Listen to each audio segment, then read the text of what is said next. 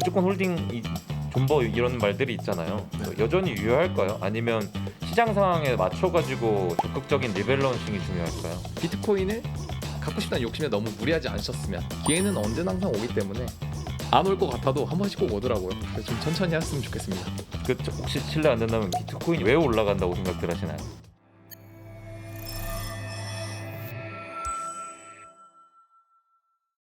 이번에 마지막 주제인 비트코인 사이클 변화 무엇이 갖고 다른가? 그다음 마지막으로는 올해의 전략 좀 질문 좀 드려보겠습니다. 많은 투자자분들이 이야기하는 비트코인 4년 반감기 사이클이란 어떤 것인지 좀 설명해 주실 수 있을까요? 그 반감기마다 이제 채굴되는 비트코인의 양이 이제 뭐 반으로 줄어서 반감기잖아요. 그렇게 되면은 시장에 이제 풀리는 비트코인의 양이 이제 줄어들면서 뭐 가격이 상승을 한다. 이런 논리인 것 같은데 이 4년 반감기 사이클 같은 경우에는 비트코인이 반감기가 이루어진 후에 이제 뭐 몇 개월 있다 비트코인이 신고가를 돌파를 하고 그 후에 이제 이더리움이랑 다른 알트코인들이 따라서 상승을 하면서 불장이 온다. 이런 내용의 사이클인데 이게 이제 비트코인이 4년마다 반감기가 주기적으로 있잖아요. 뭐 딱 4년은 아니지만 거기에 맞춰서 이제 일어나는 사이클을 4년 반감기 사이클이라고 합니다. 이번 사이클의 가장 큰 특징은 반감기 전에 최고점 돌파였는데 이런 현상이 우리에게 시사하는 바가 있을까요? 아무래도 이제 그 반감기 전 최고점을 돌파한 이유를 살펴보는 게 이제 가장 좋겠는데 그 이유가 결국에 그 ETF로 인한 기관의 진입. 그래서 이제 사이클이 어떻게 보면 좀 깨진 거잖아요. 그래서 이제 기관들이 본격적으로 진입을 하는 시장이 되었다. 이렇게 볼 수 있겠죠. 기관의 돈들이 지금은 이전과 다르게 많이 들어오고 있고 기관주도 장세다. 네, 맞습니다. 이게 사이클이 변화하고 있다면 개인 투자자들이 가장 흔하게 저지르는 실수들이 있을까요? 아무래도 저는 가장 좀 가장 좀 실수를 하기 쉬운 부분이라고 생각하는 게 블랙록이랑 여러 기관들이 ETF를 많이 매집하고 있잖아요. 근데 그 기관들은 비트코인의 시세가 일찍 올라가지 않아도 상관없거든요. 왜냐하면은 블랙록이 이 시장에 들어온 그 가장 큰 이유는 저는 수수료 때문이라고 생각하거든요. 그러니까 블랙록이 미국에서 가장 큰 헤지펀드의 역할을 하고 있는데 지금 이제 다른 헤지펀드들이랑 많이 차이가 없어가지고 비트코인이란 새로운 테마를 들어보내면서 거기서 우리가 이 시장을 점유하고 수수료를 먹겠다라는 게 사실 저는 가장 큰 이유였다고 보거든요. 그래서 아마 가격 상승이 굉장히 천천히 일어날 수 있을 거라 생각해요. 근데 그게 단기적으로 천천히지 장기적으로 보면 계속해서 우상향할 거라고 보거든요. 근데 이 시장에서 비트코인 역시 이거 별로 안 오르네, 다른 거 하러 가야겠다, 그냥 주식이나 하러 가야겠다, 별로 재미없었네 라고 또 뒤돌아서 보면은 비트코인은 또 100% 올라 있고 200% 올라 있고 이런 장세가 지속되지 않을까라고 생각합니다. 정말 그러니까 항상 비트코인은 중요했고 암호화폐 시장은 중요했지만 더더욱 더 중요해지는 변곡점이라고 전 생각하고 있어요. 지금 비트코인이 1억 5천이지만 이게 아마존이나 구글이나 이런 이제 공룡 기업들, 빅테크 기업들이 비트코인을 가지고 있지 않으면 나중에 올랐을 때 비트코인이 없는 게 아주 큰 리스크라는 걸 명확하게 인지하고 있거든요. 그리고 통상 보면은 미국을 다 따라가잖아요. 그래서 그러다 보면은 나라들마저도 비트코인을 법정 화폐 채택 혹은 이제 전략 자산으로 아마 가지고 갈 수밖에 없어요. 왜냐면 미국을 따라하지 않으면 그것도 리스크니까. 그러다 보면은 나라들도 사고 기관들도 사고 공룡 기업들도 사고 은행권에서도 어찌 보면은 이런 얘기들 있잖아. 비트코인이 나오면 아마 은행권들은 다 망할 거다라는 이야기도 있는데 오히려 은행권들은 더 좋은 서비스가 저는 있다고 보거든요. 그게 커스터디 서비스라고 볼 수 있는데 비트코인이 많이 없는 분들은 공감이 안 될 수 있지만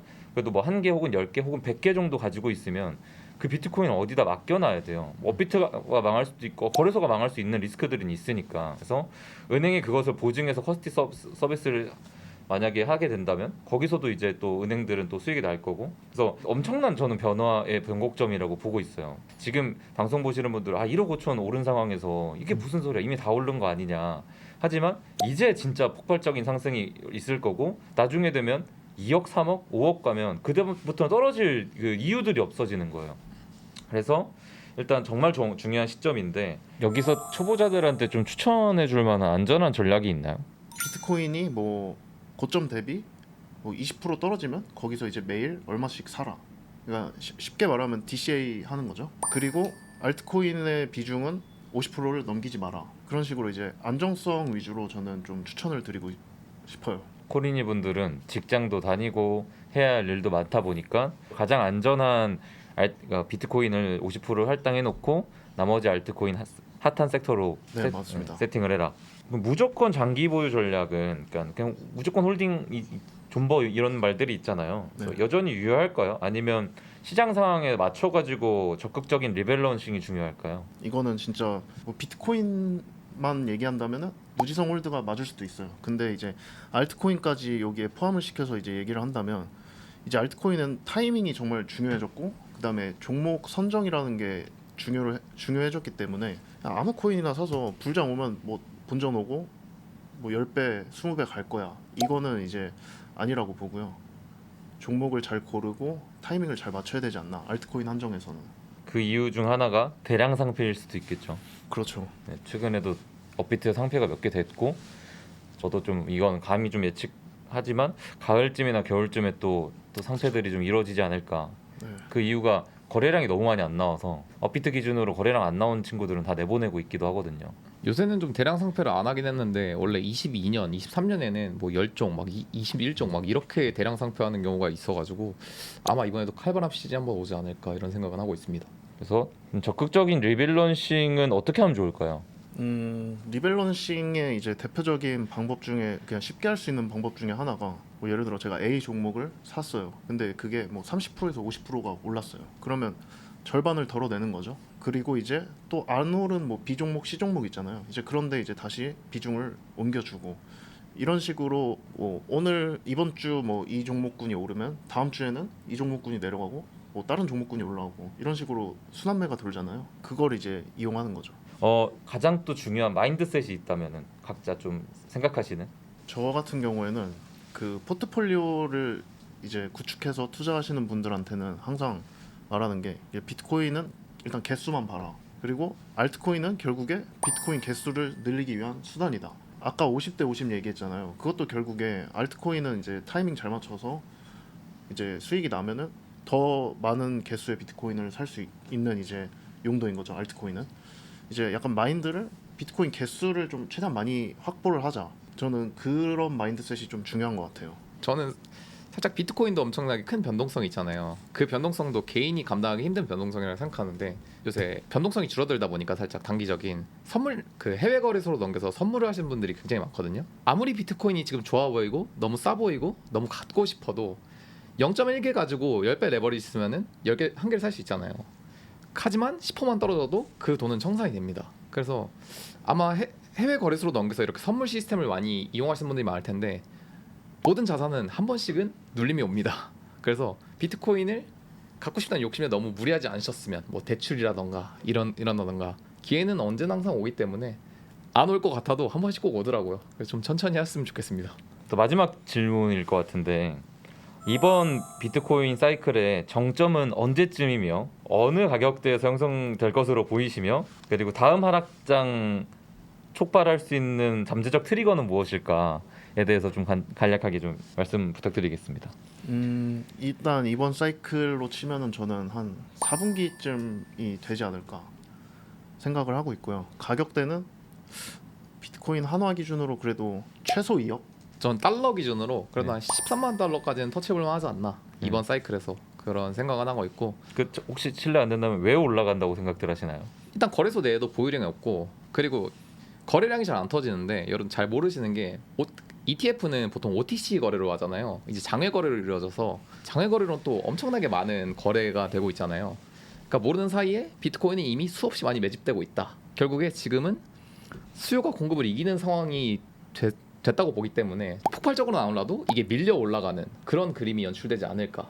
그리고 하락장을 출발시킬 것들은 앞에는 아까도 말씀드렸듯이 마이크로스트래티지 그렇게 그 레버리지를 일으켜서 뭔가 비트코인 매수를 하다 보면은 그쪽에서 한번 그 매도가 한번 시작됐을 때 이게 그 어디까지 빠질지 모르겠다. 나는 이 약간 위기감 좀 있는 것 같아요. 저도 말씀해주신 가격과 시기가 거의 비슷한 것 같아요. 6월에 금리 인하 발표 있는데 그건 아쉽게도 동결이 되지 않을까 싶고 한 9월쯤에 인하하면서 시장이 좀 올라가지 않을까. 그리고 우리 트럼프 형님이 내년 중간 선거 있거든요. 그래서 지금 주식과 코인을 다 올려놔야 돼요. 대놓고 자기가 주식 사라 그랬는데 그리고 비트코인 뭐 사라는 시기잖아요. 이 정도면은. 그렇죠. 그래서 어떻게 해서든 올려야 될 거다. 그래서 지금 저도 마찬가지로 한 4분기에서 가격대도 저도 한 2억은 좀 충분히 넘고 그렇게 가다 보면은 당연히 알트코인들도 좋아지지 않을까?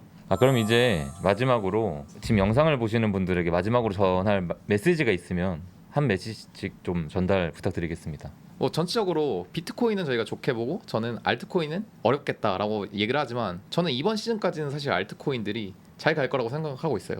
다만 그 종목이 모두가 기대하는 것처럼 모든 게 가지 않고 더욱더 소수의 종목이 갈 거라고 생각하기 때문에 부정적으로 말한 거지. 저는 이번 시즌에 이 알트코인들이 많이 정리를 해야 된다고 생각하고 있습니다. 그러기 위해서 알트코인 회사들도 이번 시즌에 많이 펌핑을 보여줄 거라 생각해서 그 종목을 잘 추론해내는 게 굉장히 중요하다고 생각하고 레버리지를 생각하시는 것보다 훨씬 더 적게 쓰셔야 될 것 같아요. 왜냐면 아직 거래 대금이 적기 때문에 그 변동성이 너무 커서 그 청산을 당하실 확률이 높기 때문에 웬만하면 국내 거래소에서 놓으셨으면 좋겠고 분할 매수를 차분히 했으면 좋겠다. 저도 그렇게 해서 지금 이번 연도 알트 시즌 마지막 불장을 하려고 하고 있기 때문에 그런 식으로 여러분도 같이 조심하셔서 매수하셨으면 좋겠습니다. 저 같은 경우에는 이제 지금 비트코인은 지금까지 엄청 계속 올랐잖아요. 알트코인이 못 갔지만. 그래서 포기하신 분들이 제가 보기엔 굉장히 많아요. 이제 알트 부장 없구나. 이번엔 다르구나. 이런 생각을 하고 포기하시는 분들이 굉장히 많은데 그런 생각이 들 때쯤 저는 불장이 온다고 생각을 합니다. 실제로 이더리움도 뭐 ETF 매수세나 각종 지표들이 이제 좋게 찍히면서 그게 가격에 반영이 되고 있고 그래서 이제 이번에 만약에 비트코인이 신고가를 새롭게 돌파를 하고 상승을 한다면 이제 그때는 이제 이더리움과 알트코인이 초과 상승을 하는 장이 오지 않을까 저는 그렇게 생각을 하고 있고 그래서 포기를 안 하셨으면 좋겠어요. 왜냐면 지금 와서 포기하면은 그 짤 있잖아요. 곡괭이 캐다가 이제 금 바로 앞에서 이제 포기하고 돌아가는 저는 그런 꼴이 될 거라고 생각을 하기 때문에 포기 안 하셨으면 좋겠다는 말을 남기고 싶습니다. 네, 우모님의 메시지를 한번 정리해 보면은 알투 매수를 위험하지만 할 거고 이번 사이클에서 그리고 빨리 정리 다 할 거다. 존버하지 않을 거다. 그리고 레버리지 사용은 가급적 자제하시고 국내 거래소 이용하셔라. 그다음에 트레이더님은 못 올라서 지금 시장 분위기가 많이 죽었고 그걸 쉽게 말하면 매수 심리가 바닥이라고 하잖아요. 그 매수 심리가 바닥일 때가 오히려 기회이고 절대 포기하지 마라. 분명 한 번 더 기회는 온다로 정리하면 될 것 같습니다. 네, 맞습니다. 오늘 또 좋은 기회로 이렇게 첫 만남으로 잘 만나 뵌 것 같은데 다음에 또 더 흥미로운 주제로 다시 만나 뵀으면 좋겠습니다. 오늘 또 먼 길 오시느라 고생 많으셨고요. 네, 이상 돈봉남이었고요. 코아남의 우몬 트레이더였습니다. 감사합니다. 감사합니다.